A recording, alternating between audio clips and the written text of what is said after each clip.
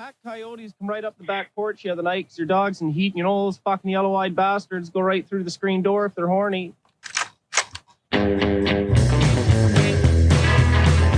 It's Thirsty Thursday, and that means we're once again hanging out the produce stand, a podcast paying tribute to the great Canadian show, Letterkenny.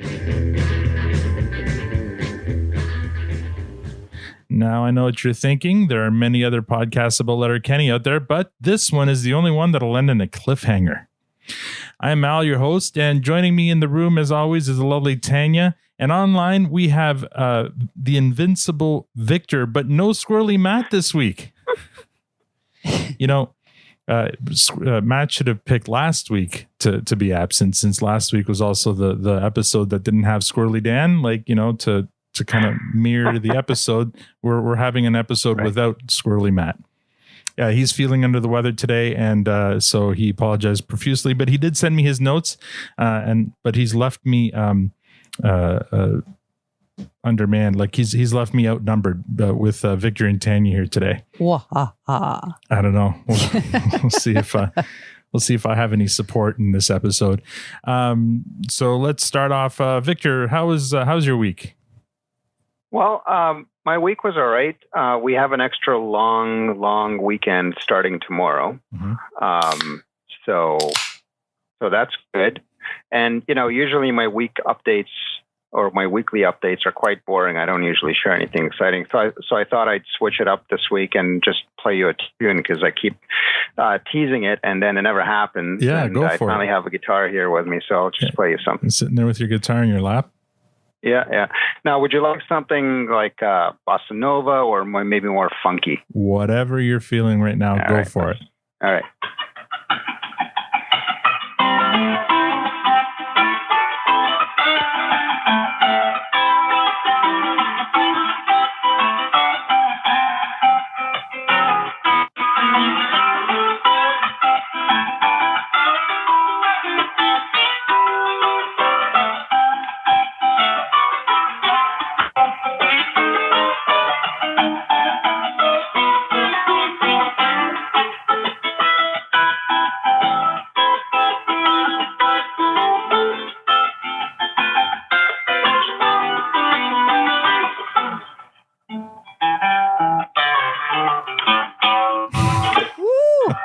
Very nice. Smoking.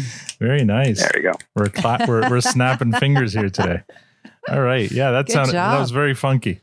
All right. Awesome. Tanya, how was your week? Oh my. So busy. I don't even remember the beginning of it. It was that long ago, and we're only on Thursday. So yeah. Tomorrow's Friday. Looking forward to that. Coming up into a long weekend.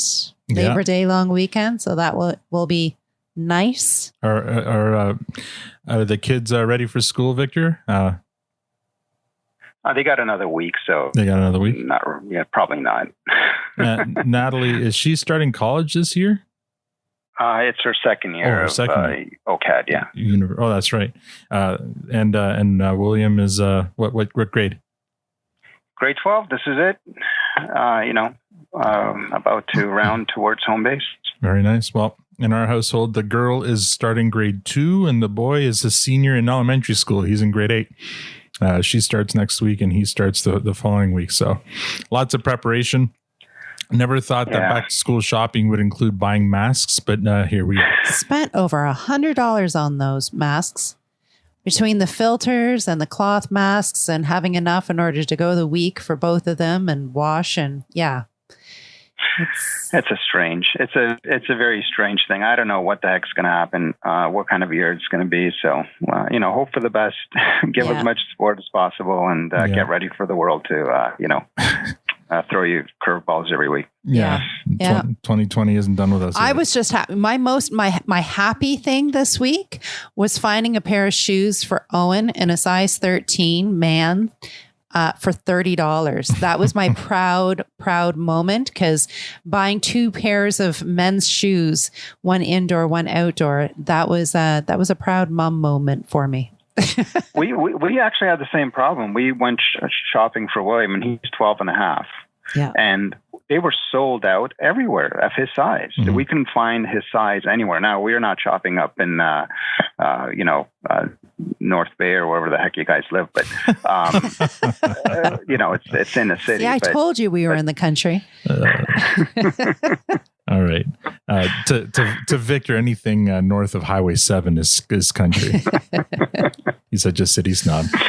City snob. But you got the shoes. So oh yeah. The whole idea that, everybody keeps on forewarning that COVID's going to come back for a second strike and we're all going to be back indoors. And I'm thinking, I'm going to spend like $100 on a new pair of shoes that he's going to wear for a month. And then we're going to be back home again. So yeah, but size 13, he's not outgrowing those. Let's hope. Holy crap. If he'll get into like Shaquille O'Neal territory if he outgrows those. Yeah, we're hoping that's it. Yeah. He's just crashing into everything.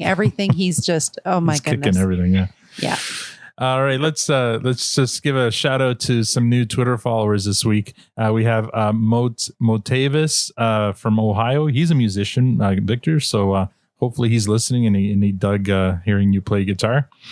We have PJ Thorne from Parts Unknown, and here's an interesting one. We have ACF Zimbabwe. ACF stands for Action Control La Femme, which is like it's a fighting hunger organization in Zimbabwe, Africa. So they're following us, whatever that's worth. Super cool. Yeah, fighting hunger for nearly 40 years. Well done, and thank you so much for the follow. Listening all the way from Zimbabwe, and then we have Joe Pierce listening all the way from St. Louis, Missouri. Thank you, Joe, for following and for listening. Congrats on your Blues last year. I can't because the Leafs are out. I'm not even paying attention anymore. Are the Blues in still the playoffs this year? No, they're out. Who? Oh, did Dallas eliminate them? I believe it was Vancouver. Believe it or not. Oh, really? Wow. So, apologies, Joe. Our team was eliminated too. So we're on the same. We're in the, and your goalie. I think it's your goal. Is it Elliot? Is Elliot St. Louis goalie? He's a local boy from Newmarket here. So, we last year I was cheering him on when you guys won. So well done there. Huh. Yeah, Elliot used to be a St. Louis goalie, but. Oh, was he the goalie last year when they won though?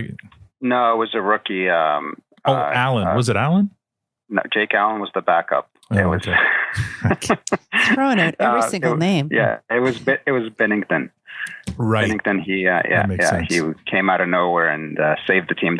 St. Louis was an interesting team last year because I think in February they were literally the last team in the league. Yeah, I remember that. And then they called up this kid that nobody knew who the heck he was, and he just he stole the show and got them into the playoffs and got them to win the Stanley Cup. And he had a terrible year this year. So yeah, and first cup for St. Louis too. Yeah, I think aren't they the was it the first expansion franchise and so the longest expansion franchise not to win a cup, and so they finally won one? I don't know. Those records fall by the wayside for me because all I know is that Toronto hasn't won since 67. Yeah, all those records pale by comparison compared to the Leafs. Exactly. All right. So, and like as I mentioned, Matt's not feeling well today, so he's probably in bed right now, sleeping it off. Not to say that he's got something to sleep off, but anyway, he's getting rest. All right. But he sent me his notes, so he'll be here by proxy. I'm probably going to need his support on this one. So here we go.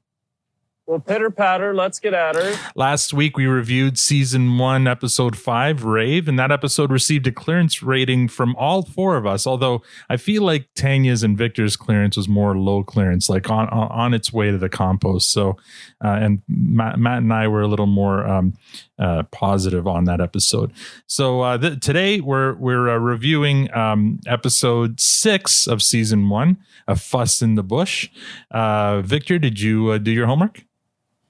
I did. I was a day late because you were a day early. So yes, I sent out my reminder a day early because I was hoping that Matt wasn't going to be rushing to watch it before recording like he did before. Yeah, and that totally failed because yesterday I forgot all about it.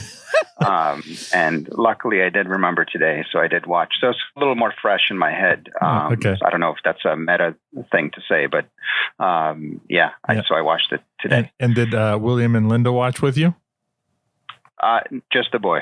Just a boy. All right. Linda was out for a walk, doing something probably more healthier.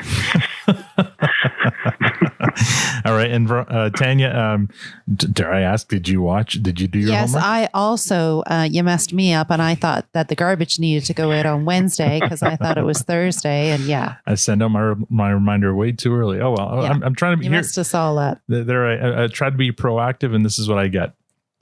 You missed the net. All right, so we're going to start with the cold open.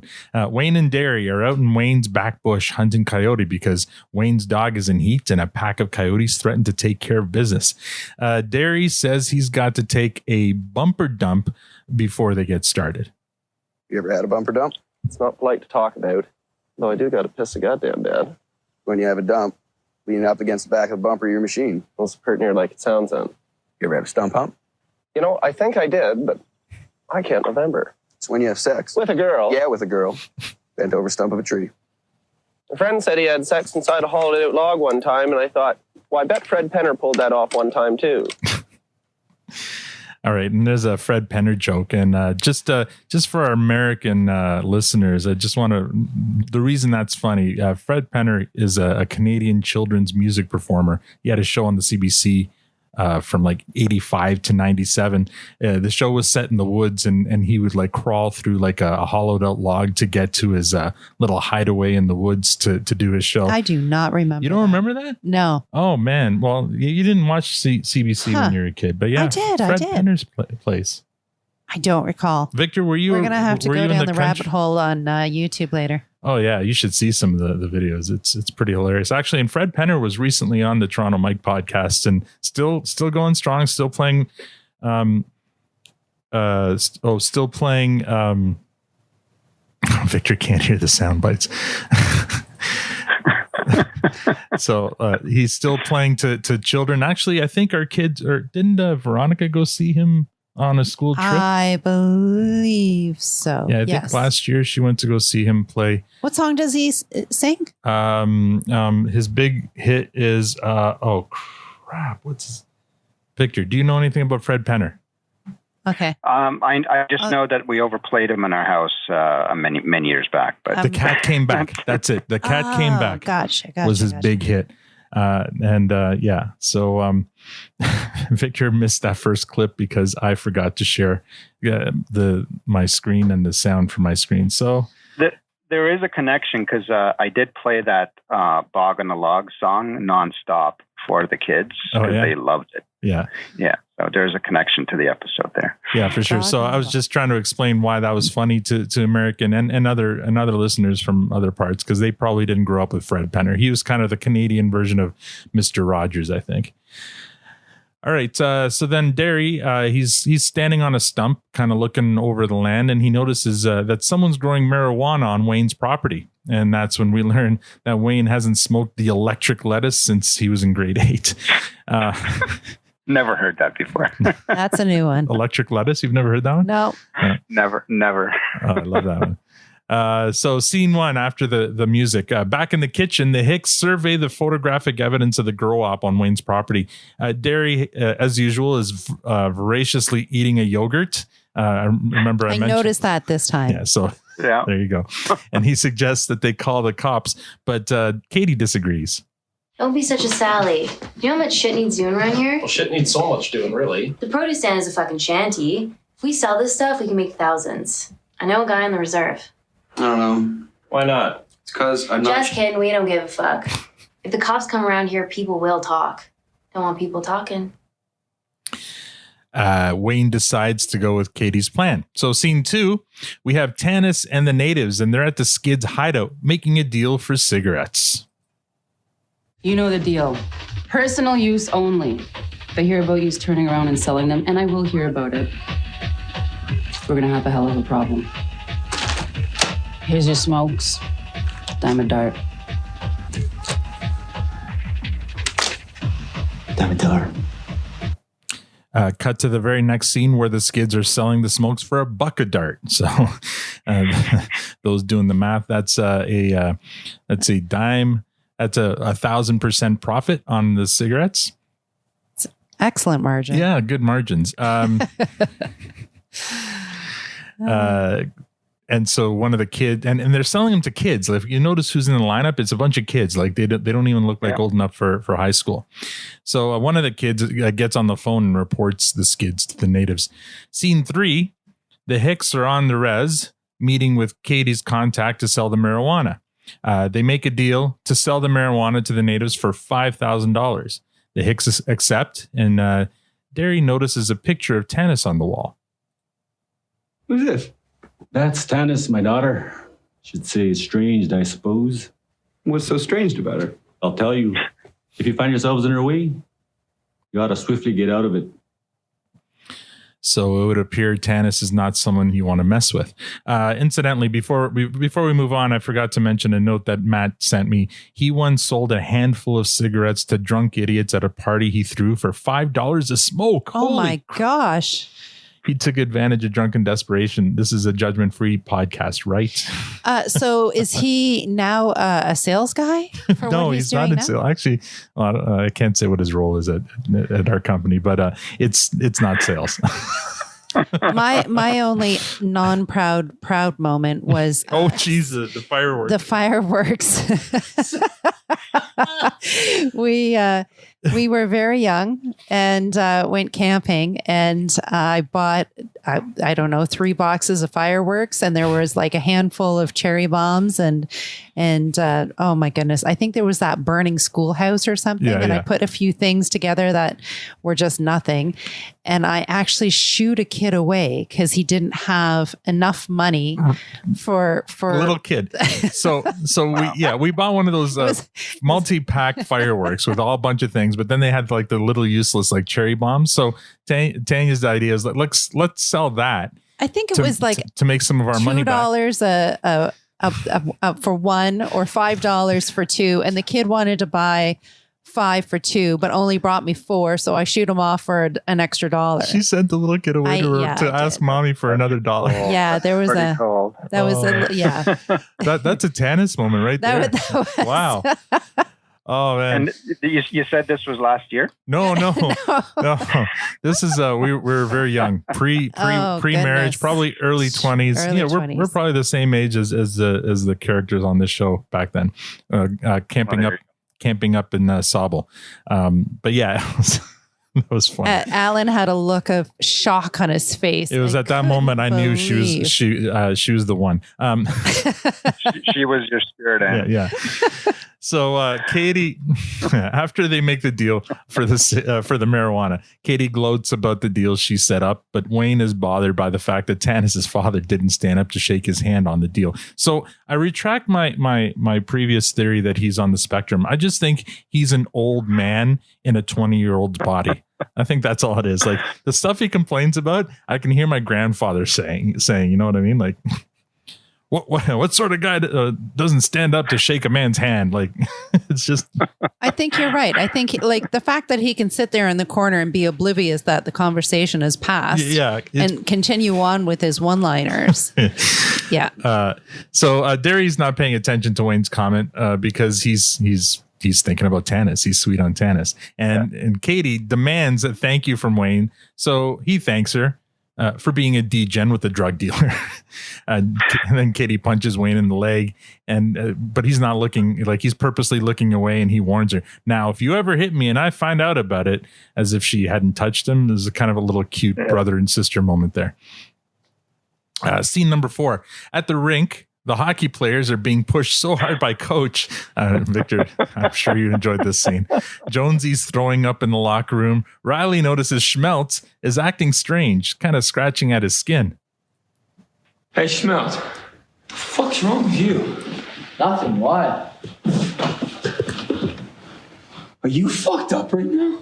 Me? Yes, you! Are you on meth right now?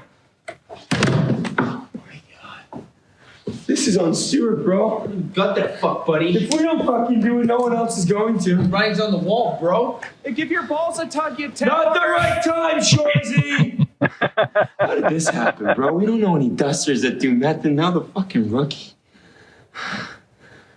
Well, we do know Stuart and Devin and all those skids, but that's it, buddy. You know, I heard the Ginger and Boots used to do that shit. And look where it got them, smell. So, and then the list goes on and on yeah, and on. that's right. The hockey players brilliant. go on to discuss all the other people they know who are on drugs, and they're realizing the problem is getting out of hand. So they decide they're going to pay the Skids a visit. Oh, that's a funny scene. And there you go. The ostrich fuckers are back. So are you happy about that? They are back. They are back. Scene number 5, outside the dollar store, the Skids are lured behind the building to an awaiting Tanis and friends. What is this? This is where I ruin your life. Hang on. No. You hang on, all right? You's ripped me off, and I'm fucking pissed. But we can make this right. As un-PC as this market may be, it's pretty lucrative. So if you sell the rest of the cigarettes at $1 a dart, we get 90 cents, you get 10. Deal. Deal. No deal. I spent all our money at that rave. You're gonna step on some toes in any business venture, it's inevitable. If we want to take this meth business to the next level, we cannot part with any more coin. So the Skids are ready to take a beating in order, to save some money. I was a little surprised with that. I love how everyone's addressing when they're ready to fight. Everyone just starts to take their shirts off. Well, except the Skids couldn't even take his shirt off. Yeah, he can't even take his shirt off. Stuart and Devin prepare to fight the natives, but they can barely get their shirts off, much to Tanis' amusement. Then she drops the hammer. Is that how you think this works? You just take a beating and then we're square? A bunch of basics. You've been watching the wrong movies, boys. Pay attention. This isn't just about us anymore, all right? This is about everyone now.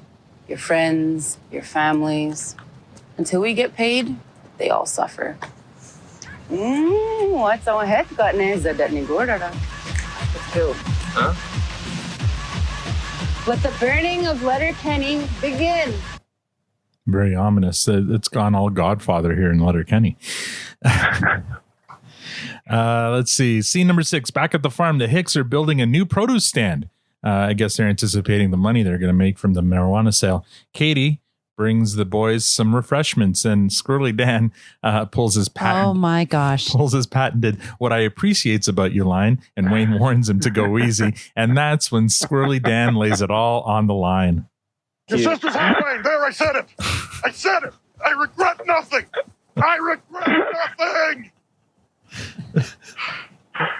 Well, you have to paint the scene on that one. Run. You'd stepped on his line. Too fat to run. I didn't know it was still going. Man. You have to paint the scene on that. There is this fat man running for it, thinking Wayne's gonna just pound him. And Wayne's just standing there looking bewildered. What the hell's Squirrelly Dan doing? So here's a note from Matt. Too fat to run. Welcome back, Squirrelly Dan. I cried laughing during this scene as he ran off into the field. Yes. Funny scene. Welcome back, Squirrelly Dan. I think even Tanya smiled or at least chuckled a bit when. Absolutely. That was a golden moment there. I had to rewind because I couldn't make it out what he actually said, and then he started running away, and I had to rewind it and listen to it again. Your sister's hot. There, I said it. I regret nothing. I love it. Brilliant. I regret nothing. All right. Let's see. Next. Hopefully, they didn't have to take more than 2 takes for that one. I know, right? Poor Kate Trevor Wilson. Next scene, Jonesy and Riley are at the Skids hideout with nylon stocking masks, as if anyone in town wouldn't know who the fuck they are, with the intention of trashing their meth lab. But when they get there, the lab's already been trashed, which kind of disappoints them. So instead, they go off looking for the Skids to beat them up. Wonder you smashed up his place, bro. Fucking long hair, don't care, bro. We find the Skids and we have that fucking Donnybrook, buddy. Buckets off. Fucking rip over there and just conflict. Fight, injure, kill. Oh, ball up, bang out, buds. Bust on, bust up. Download the scrap app. Hug nasty, truculent, sparky. Little squabble, little quibble. Smackdown. Spar, spat, schism. We are at this level, but we need to get to this level. That's Tanya's favorite. Oh, man. note from Matt. Jonesy and Shorzy, I think he means Riley, are legends, favorite characters. Jen and I always laugh at their Dr. Seuss tongue-twisting talk. This episode proved again why it's actually fun to watch with subtitles on. Did you... And go ahead. I was going to say the one line where they say truculence, Brooksy, they're referring to Brian Burke because that's what he always likes to say. Yeah, I thought you'd get a kick out of that. So yeah, nice little call out to Leaf fans and from the Brian Burke era. Yeah. Scene number 8. Back at the farm, it's nighttime, and Wayne and Katie run out of their house to find the new produce stand up in flames. And very, very dramatic scene. The next day, Wayne and Derry are out surveying what's left of the burnt produce stand, and Tanis' father is there to pick up the marijuana plants. He fills the Hicks in on what may have happened. Sorry about what happened here. Know about the beef. What beef? Between your meth pals and my daughter. 2 things. 1, no one who does meth is a pal of mine, for fuck's sake. 2, what are you talking about? She was ripped off on a cigarette transaction by some fellas from Letterkenny. And then? She's owed money by someone from your town. She's going to make it everyone's problem. Sorry to be the bearer of bad news. Hope this serves as some sort of consolation. Count it if you like. She won't stop until she gets what's owed. When Tanis comes back to collect, she won't be short-staffed. Us neither. Fucking skids. So yeah, so they're anticipating some retribution from Tanis, and so they're going to have to get some reinforcements.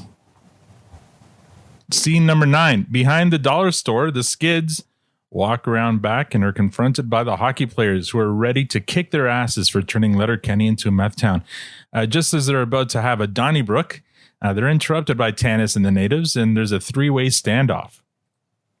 Power stop, Tanis. We got dibs on the Donnybrook with the Skids. What's a dibs? Dibs is a dibs is a dibs. Hey, pipe down, shithead. You don't get it, do you? This is about the money. So until we get the money, Letterkenny will continue to burn. All right? Ona. Tanis turns to leave, but standing there is Wayne and the Hicks. How are you now? Good, and you? Deadly. It's a very, very intense look Wayne gives when he says deadly.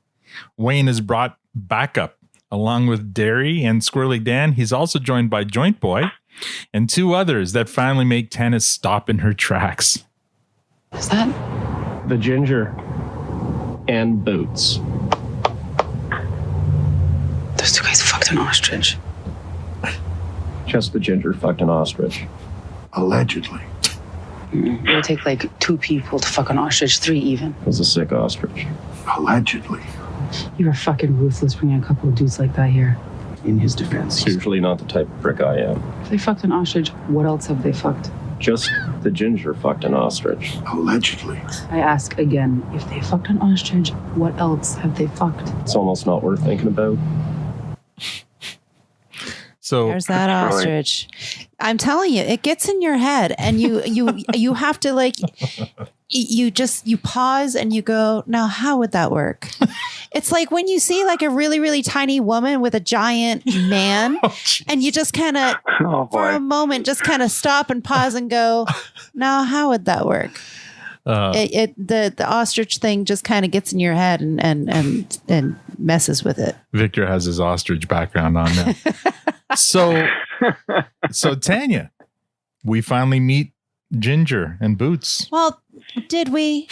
Did we though? Because like really, they're standing behind people. We can't really get a good look at their face, and even in the additional scenes following after that, yeah, let's not get to it. We don't really see or hear or there was but they play an important role in what happens next. They're a flash. Squirrelly Dan is so funny in this episode, like in this scene especially too. I feel like the last like 5 episodes of this season have led up to the word allegedly like 3 times. How is that like a no?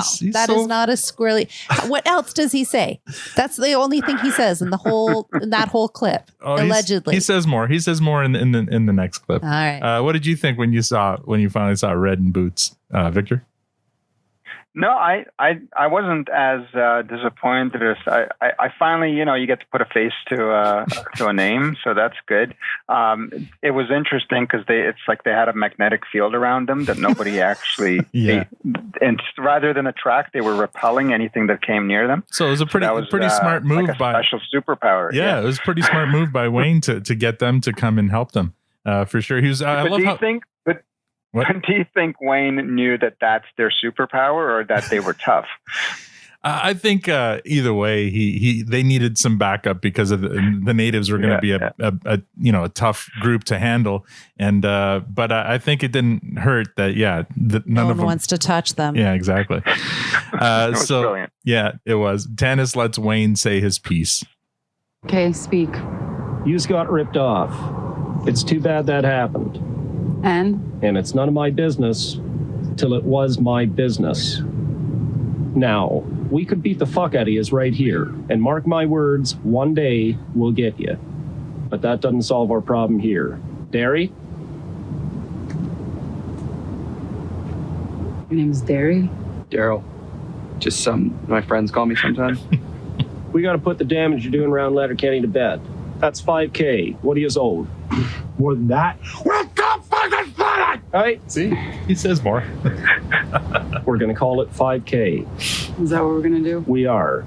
You're going to take it and leave Letterkenny. And if you come back for so much as to pump your gas, When he gives a warning, he don't repeat it. we'll get you. Deal. Beats fighting an ostrich fucker. So Squirrely Dan's little blow up there is the funniest What the heck does he even say? I don't know what he says, but it's just funny how he reacts. Just so He just flies off the handle. yeah, he just it's a side of him we've never seen before. Just he's so Breaking out this high episode. strung, and beats fighting an ostrich fucker. So it was the right thing to do to bring Red and Boots to the fight. So let's see here. Tanis goes to walk away after making the deal, but not before turning back to the Skids for one final demoralizing word. I gotta know. This has got to sting a little bit, right? I mean, you're short, you're ugly, you're incompetent, you're fucking baroque. Fucking A. You're a fucking addict, you're hopeless. Yeah. I mean, you are such a tragedy that even all these people here who hate you will bail you out just so they can, erase you.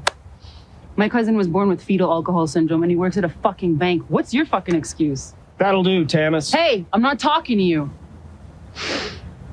Look at you. You got bloodshot eyes, runny nose, fucking greasy hair, scabs everywhere. What is that? What's that right there? You see that? Is that cum? Dried cum on your fucking zipper? I'm so sorry. Oh, you are pointless. I bet the second you popped out, your mom wished she had a sewn-up snapper. Probably would have been better if you grew to this sickly size inside her womb and killed the both of you before you fucking rolled out and started fucking up. Bitch. Oh, what? I'll tell you, it's got to sting a little bit. Well, fucking get after it then.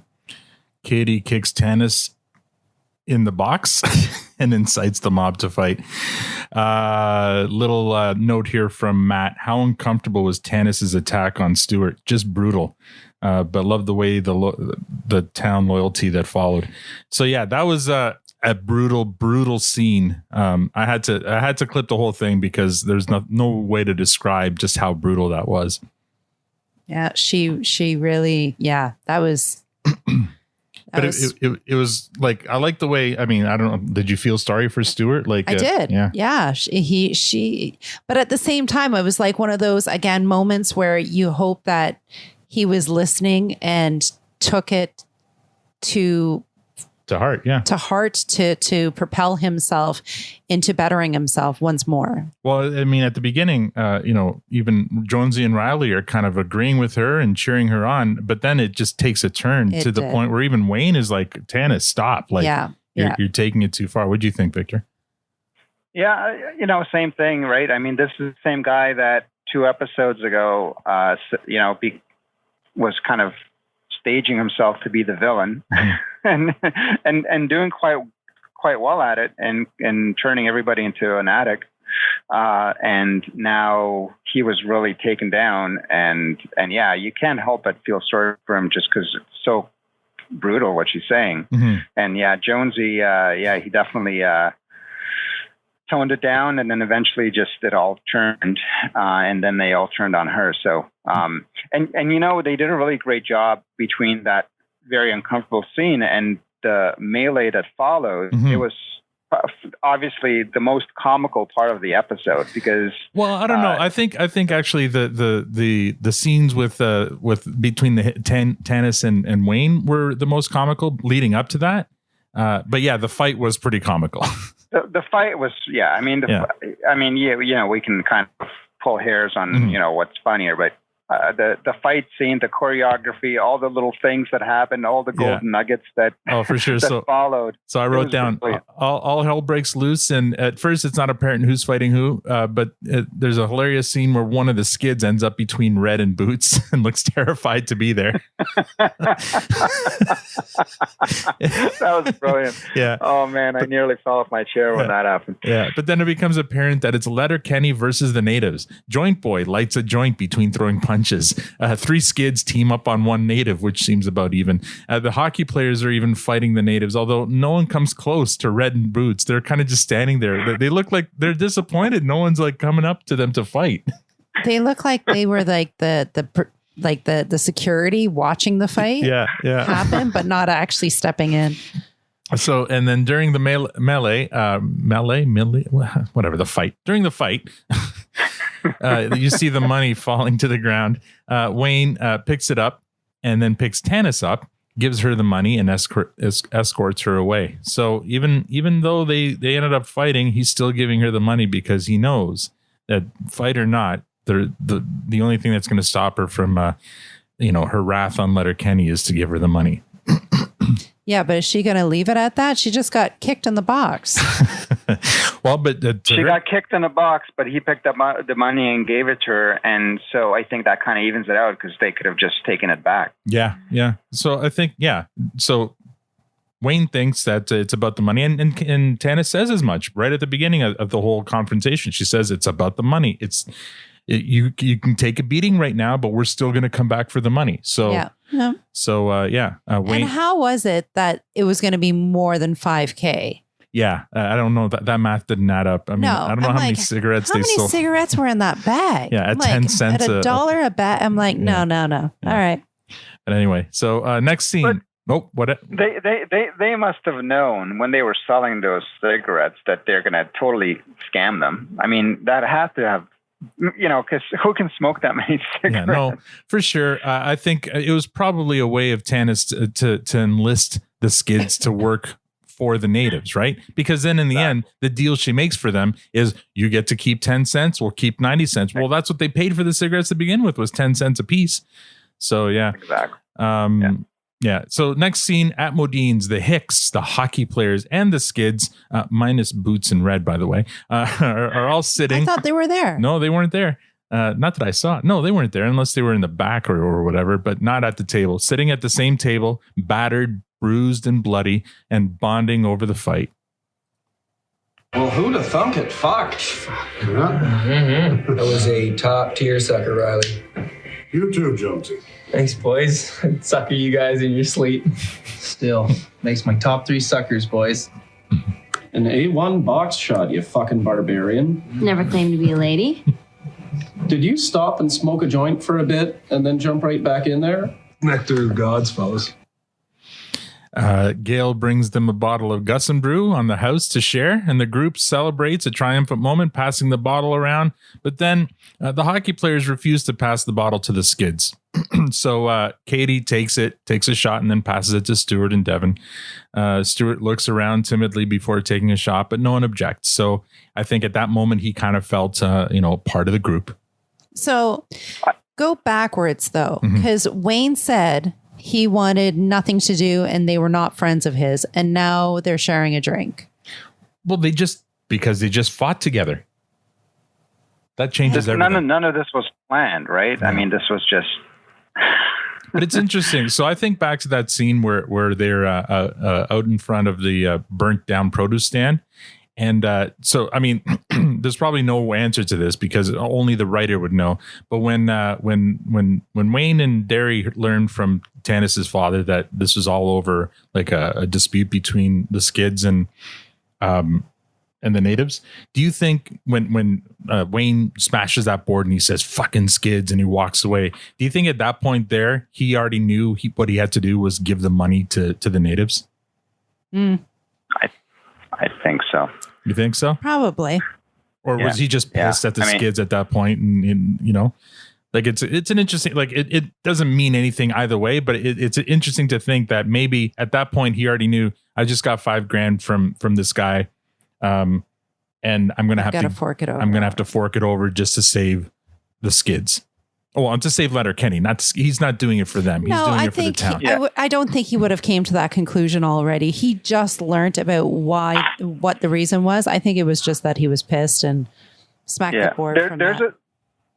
There's a separation between the money and like so he's giving the money to save Letterkenny. Mm-hmm. He is fighting because they were insulting Stuart. Right? I think that's that's the separation there, right? The money and the fight are two separate things. Yeah. So I think that's why he picked up the money and gave it anyway afterwards. Yeah. Yeah. So I think it shows another part of his character. Like Matt would say, he's the protector and even people he doesn't necessarily like, but because they're from Letterkenny and they grew up together, he's going to defend them against outsiders. Absolutely. Yeah. Yep. He's a stand-up man, that one. That's right. And so after this whole celebration, Wayne has the last word. You know, I gotta say, I'm looking forward to a little bit of peace and quiet around here. Here. There ain't no reason to get excited, am I right? Yeah. That's a nice little callback to episode 1 that was called Ain't No Reason to Get Excited. But then just as Wayne finishes saying that, Tyson, played by Jay Burton, walks into Modine's. All right. Who the fuck is the toughest guy in here? All heads turn to Wayne, who stands up and says, "That'd be me." So the music starts up again, and Wayne walks out behind Modine's, turns around, and gets knocked out by one punch. Fade to black, roll credits. And that's how the season finale ends. Is this a new character we're going to learn about? I think it's safe to say that we do see more of what did I call him? What's his name? Jay? You called Tyson. him. I think you called him Tyson. Yeah, his name's Tyson. And then I wondered how you knew his name aside from just skipping ahead.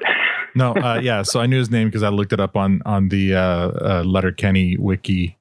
Got it. But also he comes back. It's hilarious because wait till you see when he comes back. Anyway. But so at the end of this episode, somebody actually manages to knock Wayne out, and that's your cliffhanger.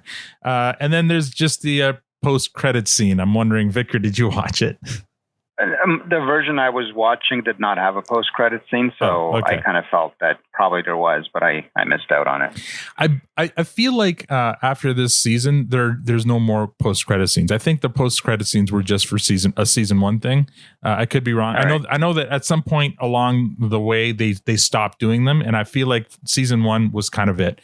But so there was a post-credit scene in this one, and it's just Devin and Stuart, and they're hanging out. And Devin's, for some reason, reciting lines of Shakespeare, and Stuart's getting annoyed with the dialogue. You know, like, why is this person saying it this? Why aren't they saying it this way? Why don't they say what they mean? Blah, blah, blah. And Devin's just like, just reciting the lines and saying, well, it's because it's poetic and it's whatever. He's defending it. And then in the end, Stuart compliments Devin on his acting. And Devin asks for a hug, and Stuart turns him down, and that's how the scene ends. They were so that like epic teenager. There was like a post or something or a pole that was burnt by the looks of it that was standing up in the corner, and they poke at it and it moves, and then they run like they did something wrong or something. It was quite so comical. Yeah, it's funny, but yeah, I feel like because it was centered around the Skids, Victor would have hated it. Not necessarily. I mean, I didn't really hate anything too much about the Skids this episode. So wow, we're maybe Victor's melting. We're being worn down. Yeah. We really are. Oh, We really come are. on, guys. All right, so let's talk. Like, okay, final kind of impressions of this episode. No ratings or anything yet. Just kind of give me your overall impression. Go ahead, Tanya. Why don't you start? Overall impression. It was okay. Okay, I'm gonna say maybe good. Maybe good. All right. Anything in particular? No, it was just, again, the character building. It had some good funny moments there. It had a good balance between comedy and an actual storyline to it, which yeah, I appreciate. All right. Victor, what did you think? I felt it was the most complete episode of the season. It was watchable from the very beginning to the end. At no point was I questioning life choices in terms of kind of getting into this show. I kind of felt engaged in the episode all the way from beginning to end, and I think that's a good thing. Okay. Well, I mean, I agree with both of you. I agree more with Victor, I think. I thought this was a great episode. Well, I mean, it had, like you said, it had everything. It had the comedic moments, like really funny moments. It had some really dramatic moments, I thought, like there were some stakes, some high stakes there, which I think kind of made the funny moments, like it amplified those moments even more. It basically had every main character in it except for Pastor Glenn, interestingly. That's okay. Please. Yeah. By all means, we don't. And McMurray, but I wouldn't call McMurray a main character yet. But yeah, I guess of the main groups, you had the Hicks and the Skids and the hockey players represented, and I loved it. Like, I thought, it showed how the small town bands together, even when they don't maybe get along individually or internally, when faced with an external threat, they get together and they take care of business. So that was pretty good. Let's see. And the only note I have here from Matt is overall epic episode. So let's start with ratings. We'll go with Tanya first. Would you give this a fresh, clearance, or compost? Sorry, long pause. Fresh clearance. It's really up there. It is. Wow. Okay. See if there was like a level between. Can I remind you? You gave Fart Book a fresh. Just I'm not trying to convince you either way, but so that's your bar right now. I'm being worn down now. Man. I feel like I'm understanding it a bit more, and I'm getting it a little bit, and I'm laughing a little bit more. This one, there wasn't anything that really upset me. It did. I like the storyline. Okay, I'm gonna go for it. I'm gonna give it a fresh. Wow. Matt's not even here to witness this. Hold on though.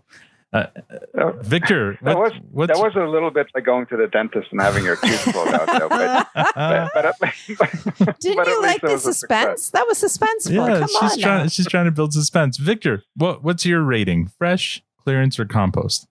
Well, I won't keep you on the edge of your seat like Tanya. That was a easy, hard, fresh. Really? Yeah.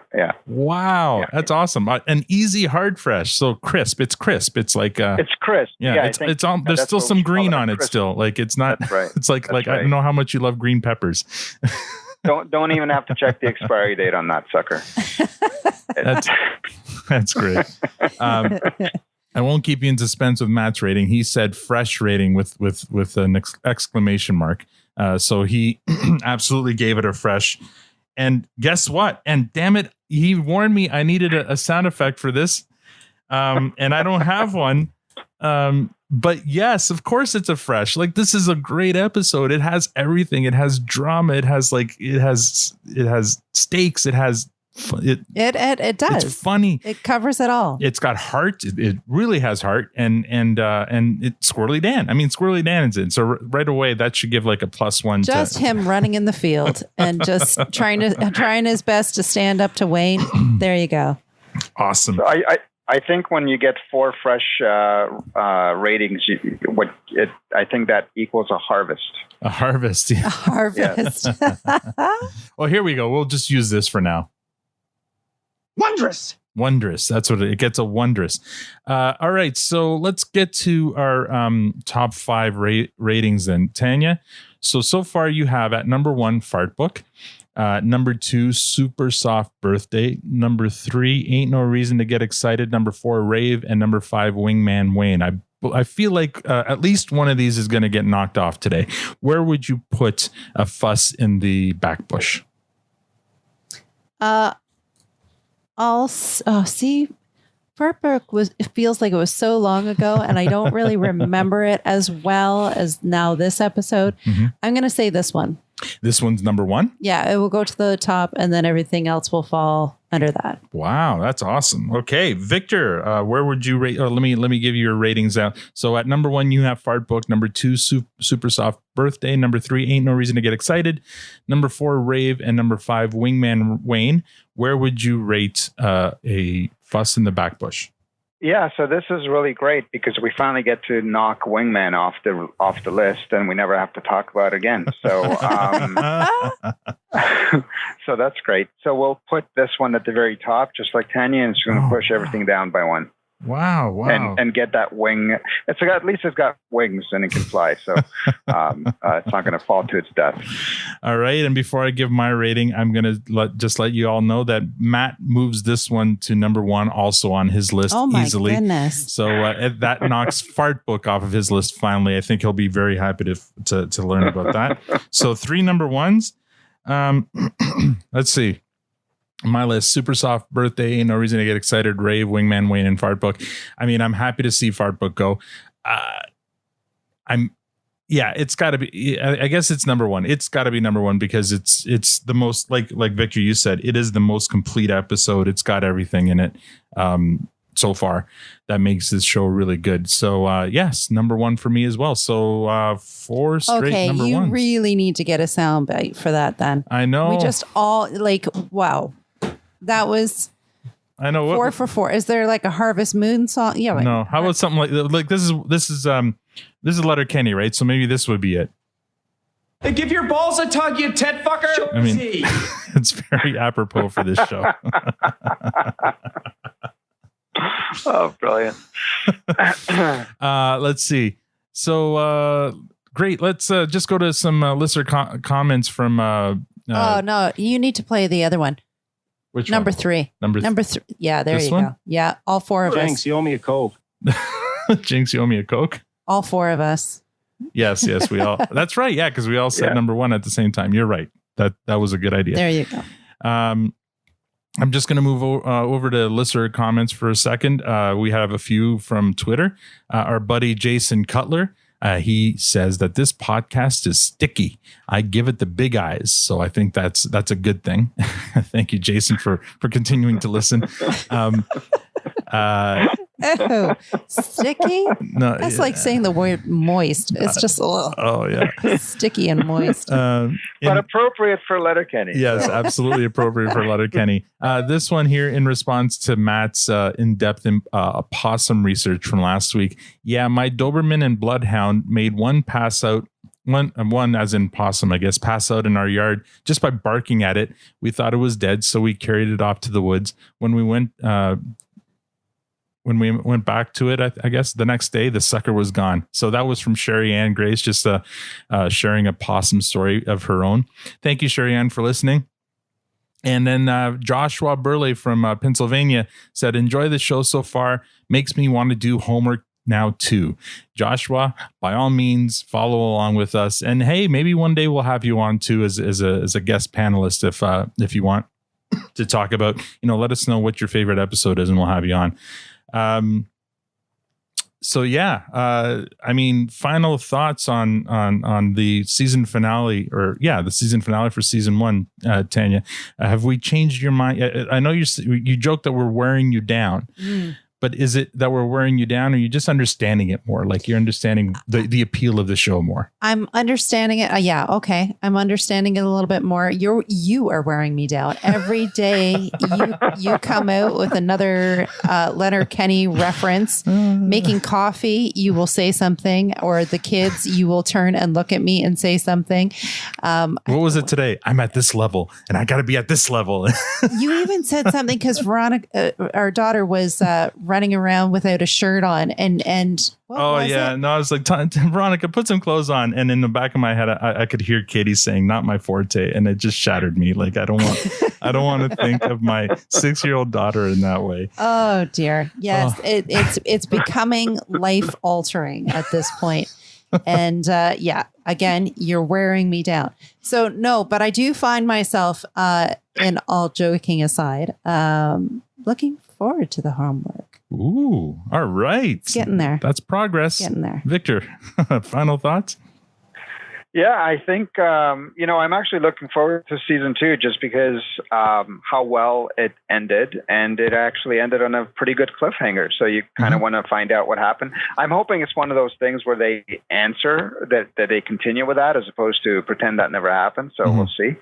But yeah, looking forward to the next season. I'm glad, it's only 6 episodes so far, right? So when you consider that the sample size is so small, it's kind of easy to be more forgiving. And when I kind of eliminate the worst episode, I think that it's a pretty good show. And just looking forward to see what happens next. So let's talk about that cliffhanger for a second, because to me, the weakest part of this episode is the cliffhanger. I felt it was kind of lazy, because it was like this great story that they told. And in the end, I mean, they could have just ended it. No. Well, let me finish. So they could have just ended it at them around the table, taking shots, and Stuart, feeling part of the group.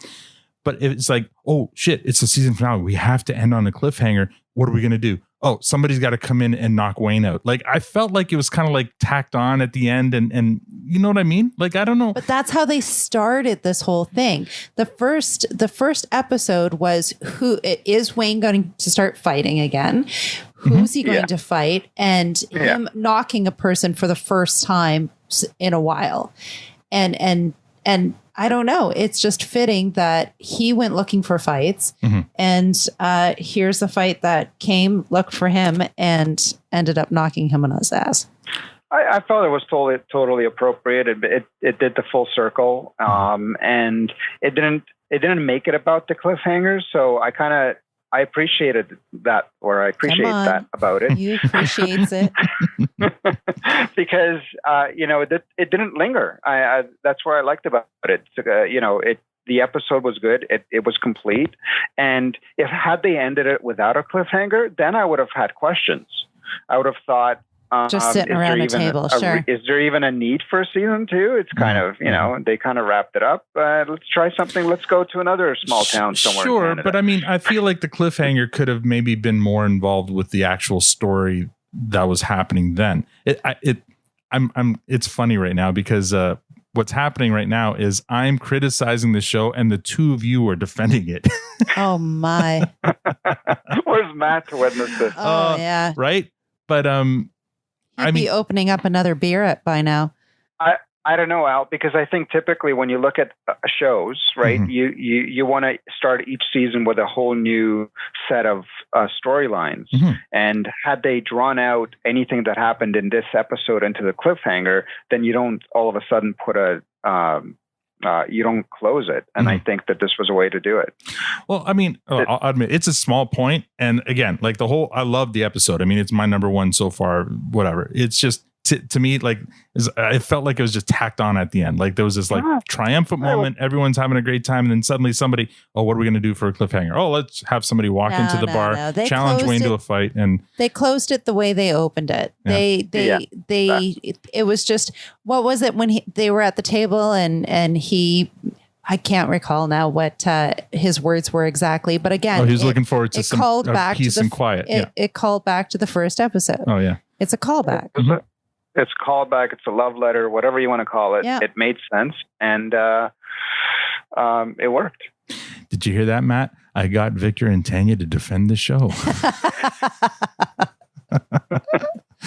Awesome. All right. So next week, we're not going to do a recap of the first episode next week, but what we're going to do is we're actually going to have a guest on next week. We're going to have Dean Giles from the How Are You Now podcast. That's the Letterkenny podcast out in Seattle. We're going to have him on next week, and we're going to have like just a nice little chat with him, interview him, find out what turned him onto the show, and get like an American's perspective on what we've seen so far next week. And then we'll continue with the recaps the following week. Does that sound all right? Fantastic. Sounds good. Awesome. So looking forward to having Dean Giles on next week.